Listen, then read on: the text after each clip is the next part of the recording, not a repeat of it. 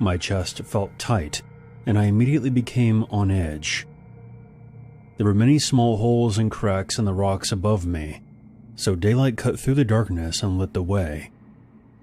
I kept going deeper, even though every part of me was screaming to turn back. I then saw something. Hanging from tiny ropes were these dolls, dozens of them, crude little figures made of cloth and sticks. Each one had these long, rusty spikes or nails driven straight into the head or neck. Some had multiple. They swayed slightly, even though there was no wind inside this cave. I felt my stomach turn. I had heard stories about the Bruja who were brought here by the Spanish centuries ago. It was said that they were once healers before the horrors of the Inquisition exposed them to the brutality of their own masters. They turned to dark magic in order to punish the conquistadors, but were unable to control it.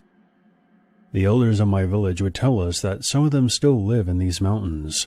It was of course another reason to never venture out into the forest. All the children would eventually dismiss the stories as a fable. Remote villages, especially in South America, all have stories like this.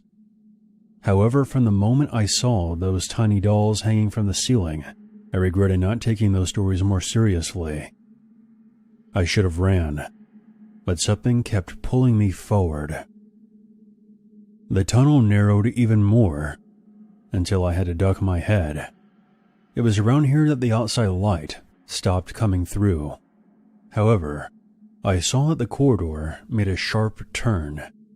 From around the next corner, I saw the glow of firelight flickering on the rock walls. I entered to see the light was coming from two torches that were mounted on the rock, burning with a low, steady flame. They revealed the full cavern. I saw bones, skeletons embedded into the walls, like they had been pushed inside the rock itself. More hung from the ceiling like ropes, just like the dolls were. Others were stacked in piles on the floor. Some were clearly animal bones, but most of them were human. Some of the skulls were small, like a child's skull. I stared on in absolute horror, unable to breathe. My legs finally listened to me and I